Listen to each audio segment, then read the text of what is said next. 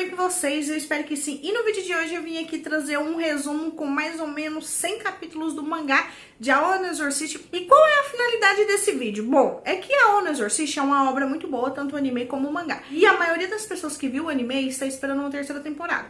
E bom, infelizmente isso não tem data pra acontecer. E se for acontecer, vai demorar bastante, porque afinal nenhuma das duas temporadas vendeu muito no Japão. Na primeira, eles colocaram alguns fillers na história, dando spoilers de algumas coisas que nem tinham acontecido ainda no mangá, então eu, como não tinha acontecido e aconteceu, eu considero como semi-filler. E a segunda temporada foi uma adaptação boa, só que eles ignoraram o final da primeira temporada inteira e deixando alguns capítulos do mangá de fora. Então não foi culpa da história em si, foi culpa do estúdio de como eles fizeram a adaptação do mangá para o anime. Mas o mangá vende bem no Japão e por isso continua a ser escrito, porque se não desse dinheiro para a editora, a obra já teria sido cancelada há anos. E a história no mangá, pra falar a verdade, ela é melhor, porque ela é original, tem os traços originais da autora e não tem furo. E eu acompanho a Aono Exorcist há algum tempo e eu sei o quanto esse mangá vale a pena. E eu pretendo trazer as análises dos capítulos aqui no canal mensalmente, já que os capítulos são lançados de forma mensal. Então, como já foram lançados mais ou menos 100 capítulos desde o final da segunda temporada, é um compilado geral de todos os fatos importantes que aconteceram na história. Então, se você é fã dessa obra e não quer ler todos esses capítulos, você pode simplesmente assistir esse vídeo e começar a ler o capítulo 127. E eu irei traduzir os próximos capítulos que forem lançados e trarei vídeos aqui no canal. Então, caso você seja fã ou conhece alguém que já sabe, né, daquelas coisinhas básicas, se inscreve, deixa o like pra fortalecer, ativa o sininho, me segue no meu Instagram, Nanda Geek, segue a minha parceira lá, Nerd Topzera, no Instagram também, o link vai estar aí embaixo. E também vai estar acontecendo a mesma coisa com a obra de Noragami aqui no canal. E no final do vídeo eu dou mais algumas informações sobre Noragami, ok? E os fatos que eu vou trazer aqui não vai ser na ordem que foi revelado no mangá, mas sim da melhor forma que eu achei que vocês entenderiam a história. E se você é leitor do mangá, fique à vontade para comentar e me corrigir e dar o máximo de informações sobre a obra para os seus coleguinhas. Então, esse vídeo oficialmente nos comentários pode spoiler. E se você quer um conselho, vai ler o mangá, que é incrível. Então é importante que você lembre dos acontecimentos do anime, porque eu não vou falar o que já aconteceu no anime e vou ficar comparando com o anime. Então é importante que você tenha as coisas que aconteceram no anime frescas na sua cabeça E um pequeno conselho para vocês, vão lendo as imagens que eu for colocando ao decorrer do vídeo. Se não der para acompanhar, pause o vídeo, leia ou assista o vídeo e depois volte lendo, que assim vocês vão entender a história de uma forma muito melhor. Então, sem mais enrolação, bora lá. Então, depois que eles resolveram toda aquela situação com o Rei Impuro, eles voltaram para a Academia Veracruz. E aí teve alguns mini arcos de transição, de desenvolvimento de personagens, tipo para poder superar tudo que tinha acontecido e tal. E você sabe que o mundo de Aono Exorcist é dividido em dois: Gehenna, que é o mundo dos demônios, e Asiah, que é o mundo dos humanos. E a única forma de um demônio passar para o mundo humano é possuir o corpo de alguém. E dependendo do nível do demônio, o corpo do humano não aguenta e ele perece. E aí, um dia, o líder de uma organização chamada Illuminati abriu um portal de Gehenna para Asiah, para que os demônios pudessem invadir o mundo humano. E o Sr. Pérez, o Mespecito, eu vou falar Pérez porque eu acho que eu falo Mespecito totalmente errado, ele criou uma barreira ao redor desse portal, impedindo que os demônios passassem de Gehenna para Asiah, e para isso ele usou a sua própria força vital. Não sei se foi falado no anime, mas o Sr. Pérez, ele é o deus do tempo e espaço. Ele controla tudo e ele sabe basicamente de tudo que aconteceu em todos os anos, até coisas que nunca aconteceu lá no futuro, ele sabe. Mas essa barreira que ele criou, uma hora ia enfraquecer e os demônios atravessariam. E aí mais pessoas teriam uma ferida espiritual e mais pessoas veriam demônios e a existência deles seriam revelada ao mundo todo. O que é essa organização Illuminati?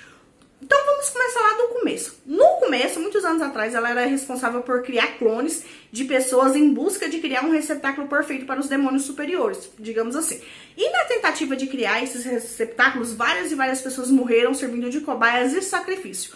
E a Academia Veracruz estava envolvida direto, porque o Pérez, ele é um demônio e ele possui o corpo de um receptáculo ele também liderava e sabia e ajudava, sabe, nesses experimentos. Ele tinha total noção, porque o receptáculo perfeito que eles queriam criar era para os seus irmãos, e um deles era Lúcifer. E aí um dia eles conseguiram fazer um clone, né, um receptáculo perfeito, só que perfeito até demais. E quem acabou ocupando esse receptáculo foi o próprio Satã. Então vocês têm que entender, em A O Exorcist tem um Lúcifer, e acima do Lúcifer tem Satã, tá? Então não confunde. Só que ele veio para esse mundo inocente, como se fosse um bebê. E antes dele voltar, e um pouco mais antes deles terem conseguido realizar esse clone, o Satã, ele era uma bolinha de fogo azul que brincava com a Yuri, mãe do Rin e do Kyo. E ela chamava ele de Rinka. Você já deve ter visto algo parecido no anime. Então, eles eram amigos de infância. Agora, falando da história da Yuri, né? A Yuri, quando ela era menor, ela era uma criança, ela era criada por 3 homens, e o nome desses homens que criou o sobrenome dos filhos dela, Okumura. Eles morreram, ela ficou sozinha. Aí um dia, ela perambulando, ela achou o esconderijo do Fujimoto, que na verdade o Fujimoto, ele não era humano, ele era um clone de Azazel. Fujimoto era um clone prodígio que queria se tornar um exorcista de classe alta para poder ser livre. Só que o Fujimoto, ele queria liberdade, ele não conseguiu, ele fugiu da organização liderada pelo Pérez. Ele era um clone potencial e tal. Então eles foram atrás dele e acabaram encontrando a Yuri. Então, como a Yuri não tinha lugar nem pra ir pra voltar, eles levaram ela junto, e ela cresceu lá junto com o pessoal da Illuminati, da Vera Cruz, sei lá. Eles viram que ela tinha um talento pra ela poder ser exorcista, então ela foi treinada e criada, tipo, pra poder ser um exorcista também. Ela sempre foi apaixonada no Fujimoto, mas o Fujimoto nunca deu moral pra ela. Por quê? Porque ele era um clone de um demônio, e ele mantinha distância dela pra proteger ela, porque se eles soubessem que ele tinha uma fraqueza e tal, eles poderiam usar ela contra ele mesmo.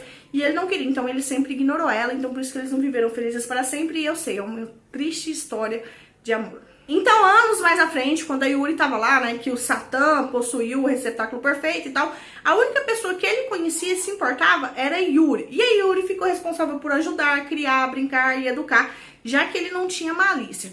Só que aí o tempo foi passando, aí um dia o Fujimoto foi brincar com ele, uma brincadeira de crianças de 4 anos, Satã perdeu, e ele acabou ficando com muita raiva por ele ter perdido, ou seja, ele não gosta de perder, e o Kyo puxou muito dele nesse aspecto, e aí ele resolveu ler alguns livros, e ele lendo descobriu que ele era um deus do mal, e queria que as pessoas fizessem o que ele queria, só que como a Yuri não concordou, ele afastou a Yuri e tocou o terror naquele local, fazendo coisas horríveis com as pessoas, os clones, bebês e tal, assim. E aí um tempo depois a Yuri foi mais uma vez tentar conversar com o Satã, pra tentar fazer ele mudar de ideia, pra que eles pudessem ter uma vida feliz, porque ela gostava dele, mas ela gostava dele como amigo, porque a pessoa que ela amava era o Fujimoto, só que o Satã, ele tinha um amor obsessivo por ela, entendeu? Mas ela usou isso contra o Satã, porque sabia que o Satã se importava com ela. Então, se fosse pra ter paz, ela se sacrificaria vivendo com o Satã. E depois de uma longa discussão entre os dois, ele convidou o Satã para poder passar seus últimos meses com ela. Últimos meses por quê? Porque ele era o Satã, e o receptáculo que ele estava ocupando era um bom receptáculo, mas ele era Satã. Então, o corpo não ia suportar o poder dele por muito tempo. E aí, eles ficaram juntos um tempo, vivendo uma vida, uma família feliz.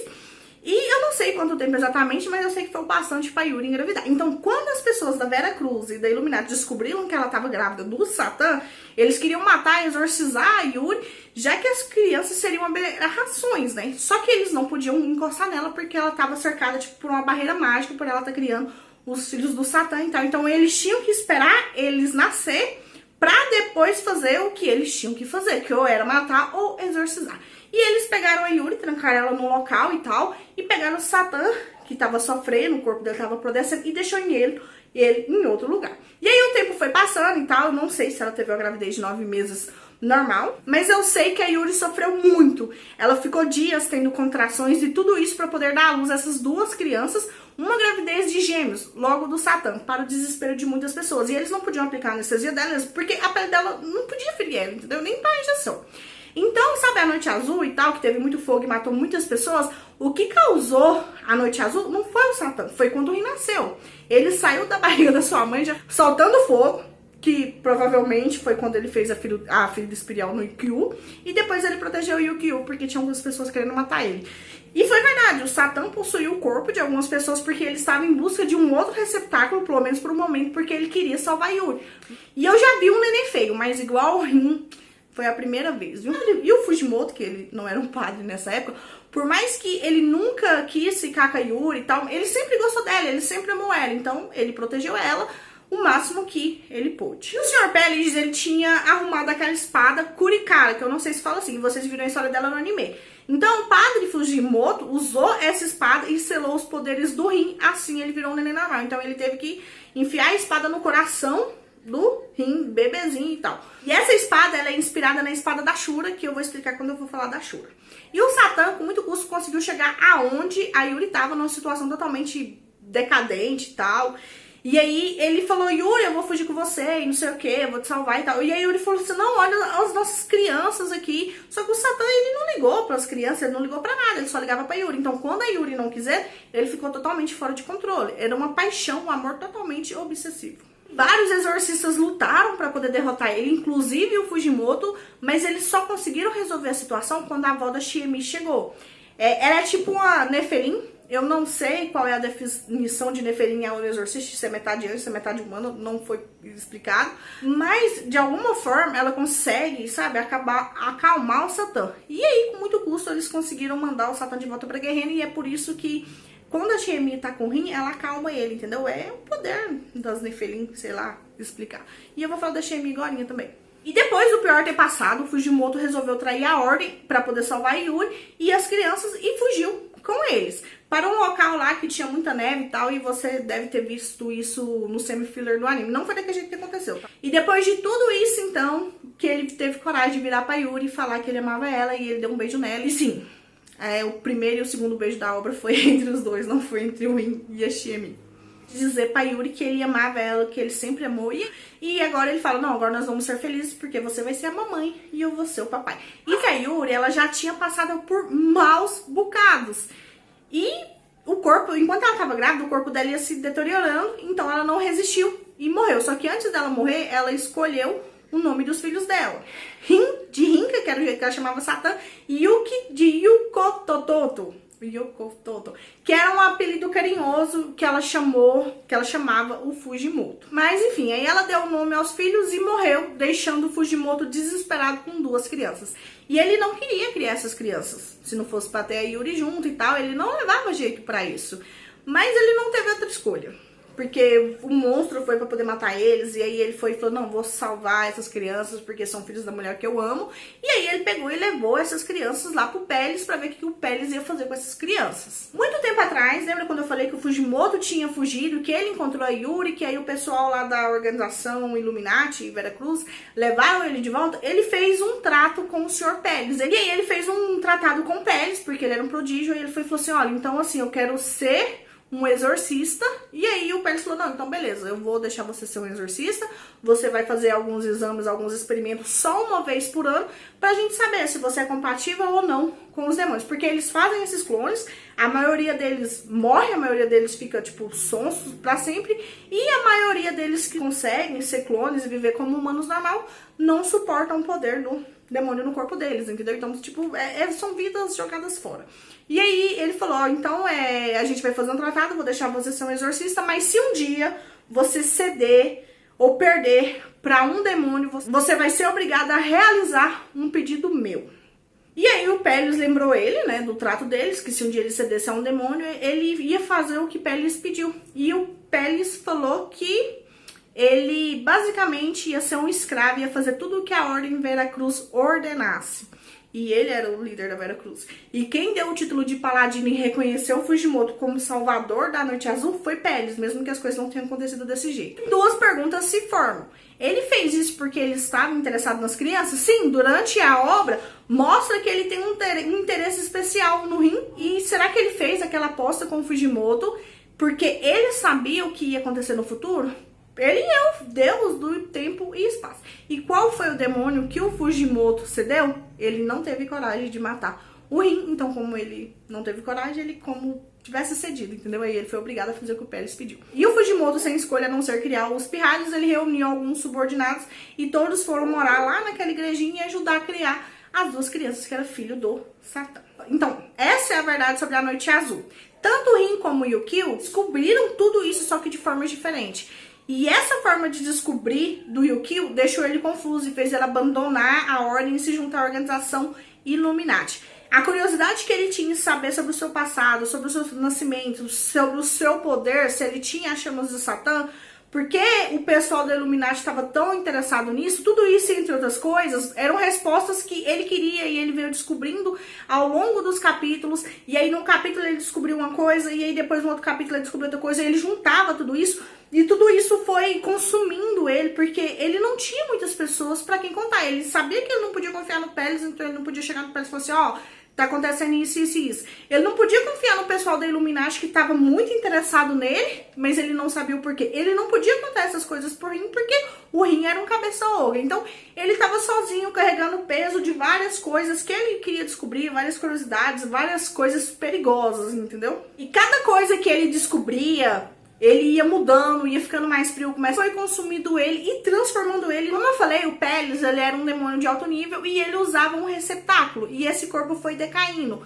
E a barreira também ia sugando a força vital dele e tal. Então ia sugando e aí, como ele tava morrendo, a barreira uma hora ia acabar desfazendo. E aí os demônios iam sair de Guerrena e ia invadir o Japão. Então as pessoas importantes do Japão e tal decidiram fazer um aviso oficial falando que existia demônios. No dia da declaração, o Yu-Gi-Oh! Queria atirar no Peles, e aí acabaram dando um tiro no Peles, ele perdeu o controle e os demônios começaram a atravessar a barreira e o caos se instalou. Mas quem deu o tiro no Peles não foi o Yu-Gi-Oh! Mas que o Yu-Gi-Oh! Tava lá pra poder atirar, ele ia atirar, só que alguém atirou primeiro. Então, por fim, quando ele descobriu sobre a Vera Cruz, sobre os clones, que seu pai Fujimoto, a pessoa que o criou era um clone, ele chutou o balde e se juntou à Illuminati para poder alcançar suas missões e descobrir porque o líder dessa organização Illuminati, que era o próprio Lúcifer, só que ele não sabia, tinha tanto interesse nele. E ele acabou descobrindo o porquê. Era porque ele era imune às chamas azuis. O Satã meio que vivia no olho esquerdo dele e podia ver tudo o que estava acontecendo. E com isso, ele poderia voltar ao mundo real se ele tivesse um receptáculo que suportasse todo o poder dele. Ele não sabia o que fazer. Então, ele decidiu que tinha que morrer, tentou cometer suicídio várias vezes, mas o Satã o protegia. E a única pessoa que podia matar ele de alguma forma era o Rin. Então, essa foi basicamente a forma que o Yu-Gi-Oh! Descobriu a verdade. E por outro lado, quando o Rin ficou sabendo que o Yu-Gi-Oh! Tinha se juntado aos inimigos dos Illuminati, ele não acreditou, porque o irmão dele tinha feito isso. Aí o Sr. Peles deu uma chave para o Rin, para ele voltar no tempo e ver tudo o que aconteceu em primeira mão. E ele viu e foi muito triste por ele ter sido o causador da Noite Azul e tal. Só que mesmo assim a reação dele foi diferente da do Yu-Gi-Oh! Então, até aquele momento, antes do Rin voltar no passado, ele não tinha certeza porque ele estava vivo ou se ele devia viver. Essas coisas, ele não ligava muito pra ele, era inconsequente, ele fazia um monte de coisa, assim, ele arriscava a vida dele sem pensar. Mas quando ele voltou e viu tanto que sua mãe lutou pra eles nascerem, enquanto o padre Fujimoto se sacrificou e cuidou deles, e ele também bateu um papo com o pai dele, Fujimoto, e aí ele abriu uma portinha lá e ele viu que o Fujimoto tava cozinhando, e o Rin, ele mesmo, mas viu que eu tava dormindo lá no sofá. E aí ele conversou mais com o Fujimoto e perguntou pro Fujimoto por que o Fujimoto criava aquelas crianças. E o Fujimoto respondeu a pergunta do Rin, dizendo que ser pai e que cuidar de crianças não era nada fácil e que ele já sentiu vontade de desistir muitas vezes, mas quando ele olhava para as crianças, ele sentia que valia a pena cada esforço, cada dificuldade e tudo que ele passou, que realmente as crianças eram filho dele. E ele também falou que ele não sabia cozinhar, mas ele ia aprender a cozinhar e ia ensinar o Rin a cozinhar, porque era uma maneira do Rin aprender a se controlar e a controlar o seu poder. E também ele teria um objetivo, e o objetivo do Rin era simplesmente fazer algo gostoso para o Yu-Gi-Oh! Comer. Da mesma forma que ele ia treinar o Yu-Gi-Oh! Para o Yu-Gi-Oh! Ficar forte, com o objetivo de ficar forte, proteger o Rin e as outras pessoas. E você deve ter visto isso no anime. E aí foi o ponto pro Rin, porque ele viu que todo mundo fez tudo por eles, e ele ficava querendo morrer, não ligava pra vida dele, preocupando o irmão dele. E ele decidiu naquele ponto que agora ele ia cuidar da pessoa mais próxima e da pessoa que ele mais amava no mundo, que era o Yu-Gi-Oh! Que tava lá com o povo da Illuminati. E agora, depois disso tudo, né, ele meio que entendia porque o Yu-Gi-Oh! Não contava as coisas pra ele e percebeu que o irmão dele tava sofrendo mais do que ele imaginava e era tudo por causa dessas informações que ele guardava só pra ele mesmo. Ele não tinha feito nada pra poder amenizar e ajudar a diminuir a preocupação do irmão dele, nem o sofrimento, e ele não percebeu que o irmão dele tava sofrendo tanto. Ele sabia que tinha algum problema com o irmão dele, mas ele não sabia o que fazer. Então, tipo assim, resumindo tudo, a reação deles foi completamente diferente e foi o que resultou na melhor luta entre irmãos já feitas em todas as obras de todos os tempos. Se você já viu Supernatural, Diário de um Vampiro e Originais, que são séries focadas em relações de irmãos e problemas onde teve muitas lutas, simplesmente supera. E eu chorei tanto, mas tanto, que eu queria pegar o Rin e o Yu-Gi-Oh! E colocar eles no meu colo e falar assim, olha, vai ficar tudo bem. Quando eu tava lendo o mangá, eu senti muita raiva e ódio, às vezes, e mais raiva, mas foi tudo tão gostoso, sabe? E é por isso que eu recomendo o mangá pra quem quiser ler, porque eu tô fazendo um compilado por cima, sabe? Então, a dimensão desses problemas, desses sentimentos e a forma que eles são desenvolvidos no mangá é completamente diferente e muito melhor explicado. Então, se você quiser ler, vai ler que você não vai estar perdendo nada. E a relação dos dois sempre foi complicada, mas o que eles precisavam, pelo menos eu acho que agora eles resolveram a situação deles, era bater um no outro até que eles não aguentassem mais. O Yu-Gi-Oh! Ele teve um desenvolvimento extraordinário. E eu sei porque as pessoas odeiam ele, e eu entendo vocês, mas tem que admitir que ele é a melhor coisa da obra. E esses sentimentos complexos dele, sabe, misturados que ele tem, tipo, sentir inferioridade ao seu irmão mais, de amar e odiar, e achar que deve proteger ele ao mesmo tempo, de querer cuidar e matar ele também, porque ele atirou 9 vezes no rim, tá? E dele tentar fazer o certo o tempo todo, de ser sério demais, de não querer preocupar o Rin, sabe? De querer ser forte igual ao Rin, engraçado e destemido como ele, mas ter medo de ser um idiota como o irmão dele, ou de ter as chamas azuis que o seu irmão tem. E tem aquela coisa também dele saber que seu irmão é forte, mas não poder contar com ele, porque ele é um cabeça oca. E o pior é que ele era um jovem e tenta agir como adulto o tempo todo e assumir todas as responsabilidades e fazer tudo sozinho. Ele fazia assim porque ele cresceu fazendo isso sozinho, treinando sozinho, sem o Rin saber nada disso. Então foi juntando tudo isso e aí ele foi sendo consumido e ficava perdido, cada vez mais perdido em si próprio, em todas essas questões, até que ele estourou, chutou o balde, abandonou a Vera Cruz e foi para Illuminati. E aí ele teve todo um plano lá em relação ao Illuminati, porque ele só queria saber o que estava acontecendo, por que ele tinha um poder, por que o líder lá da Illuminati estava interessado nele. A Illuminati, ela sempre fez essas coisas de clone e tal, mas depois da Noite Azul, eles continuaram fazendo experimento com humanos para poder achar um receptáculo perfeito do Lúcifer, e eles acharam o receptáculo perfeito pro Lúcifer, só que o Lúcifer também, tipo, ele é muito forte, então ele tem que ficar trocando de corpo de 3 em 3 meses. Aí o Kyo já viu que a Vera Cruz era podre, que os Peles era podre, que a Illuminati era podre, falou assim, eu não tô perdendo nada, não tô fazendo nada, quero morrer mesmo, ou seja, o Satã me mata e tal, eu vou pra Illuminati descobrir as coisas, e foi o que ele descobriu, tudo aquilo que eu falei. Eu espero que não estejam ficando confuso. Aí o que eu descobriu o que ele queria do Illuminati, ele usou o Illuminati da forma que foi apropriada pra ele, traiu o Lúcifer, aí quando ele descobriu que o Satã tava no olho dele, ele tentou se matar, tava lá tentando se matar, e o Rin tava andando pelo passado pra poder descobrir tudo o que ele descobriu. E aí ele decidiu, não, então eu vou salvar o meu irmão. E aí ele usou a chave dele e abriu e encontrou o Yu-Gi-Oh! Então quando os dois se encontraram, o Yu-Gi-Oh! Atirou mais uma vez no Rin pra completar, e brigou, e xingou, e ofendeu, tentando fazer o Rin ficar com raiva dele pro Rin matar ele. Aí misturou aquela vontade que o Yu-Gi-Oh! Tinha de superar o seu irmão, de mostrar pra ele que ele era melhor, e pensa numa luta emocionante. Depois de uma bela luta, onde o Yu-Gi-Oh! Tava lutando para morrer, e o Rin lutando pra poder botar juízo na cabeça do irmão dele e levar ele de volta pra casa, eles meio que chegaram a um acordo. Mas qual foi o acordo, né? Pra saber, só quando eu postar o vídeo do capítulo 127, 128 e prepara o lenço, tá bom? E deixando toda a relação do Yu-Gi-Oh! E do Rin de lado, que não foi totalmente fechado, agora eu vou falar sobre outras coisas importantes de outros personagens. Sabe o Shima, o Renzo, aquele tarado? Ele herdou umas tal chamas negras da linhagem da sua família e ele era forte, ele só fingia ser um bosta. Então ele era um espião duplo, tanto da Vera Cruz como da Illuminati. E ele fez esse papel tão bem, mas tão bem que até hoje ninguém sabe de que lado que ele realmente está. Mas por causa disso ele teve que trair os seus amigos umas 3 vezes, e tanto o Bo como o Konekomaru ficaram super magoados com eles, porque tipo, eles eram como família, eles cresceram os 3 juntos, né? E o Bon ficou meio traumatizado com isso, e aí ele perdeu os propósitos da vida dele, e aí ele encontrou um sensei que parece mais o filho dele.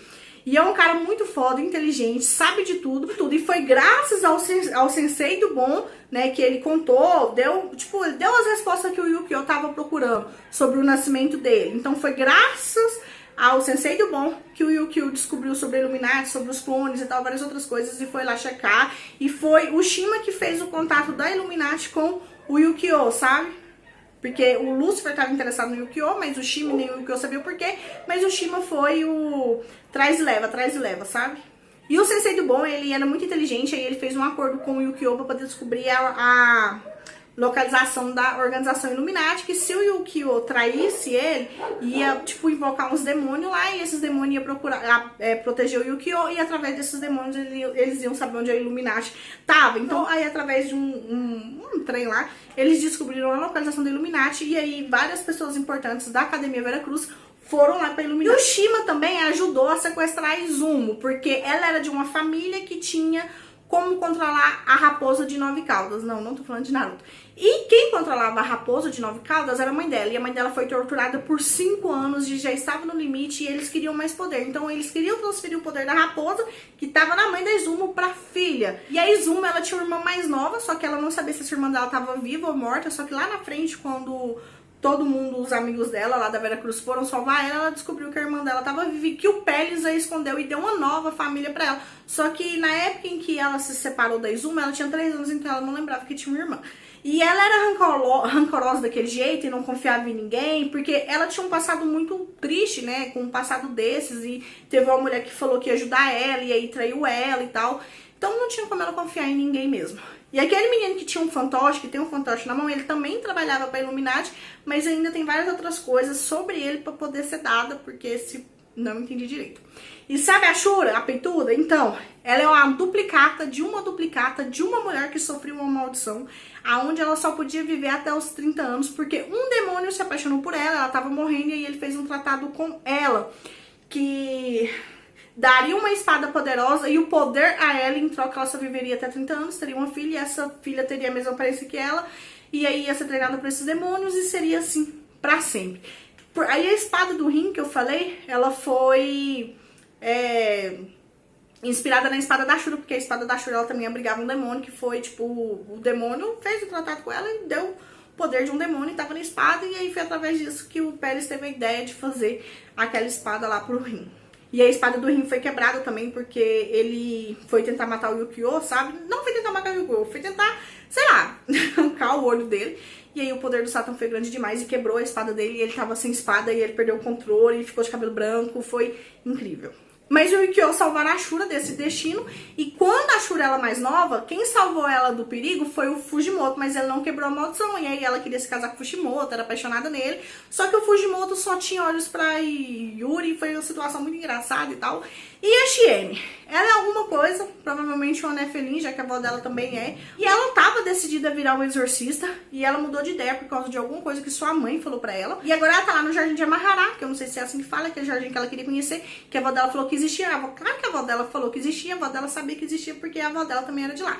Aí agora ela tá lá nesse lugar sendo tratada como uma princesa, e o irmão postiço do atual paladino parece que quer casar com a Shiemi, mas não foi explicado, então isso ainda tem que ser revelado. Então tudo isso que eu falei pra vocês é basicamente o resumão do que aconteceu nesses 100 capítulos de A Ona Exorcist, mas com isso dá pra vocês entenderem a história e começar a ler no capítulo 127 se vocês quiserem, mas é em inglês, tá? Mas eu resumi o capítulo 127, 128 e vou trazer aqui em vídeo pra vocês, tá? E qualquer outra informação sobre algum personagem que eu deixei de falar, ou que eu esqueci de falar, eu vou descobrir quando eu estiver editando o vídeo, eu falo depois. E também vai sair um vídeo parecido como esse aqui no canal sobre Noragami, então fiquem atentos. Eu não consegui trazer um mangá de Noragami esse mês, mas em março ele veio, ok? Então é isso, curte esse vídeo porque deu trabalho pra fazer isso. Então um beijo, fiquem com Deus e a gente se vê por aí. E se vocês quiserem ler o capítulo de A Ona Exorcist, é a partir do capítulo 127, mas tá em inglês. E eu vou trazer o capítulo 127, 128 em português. Então é isso, um beijo, fiquem com Deus e a gente se vê por aí.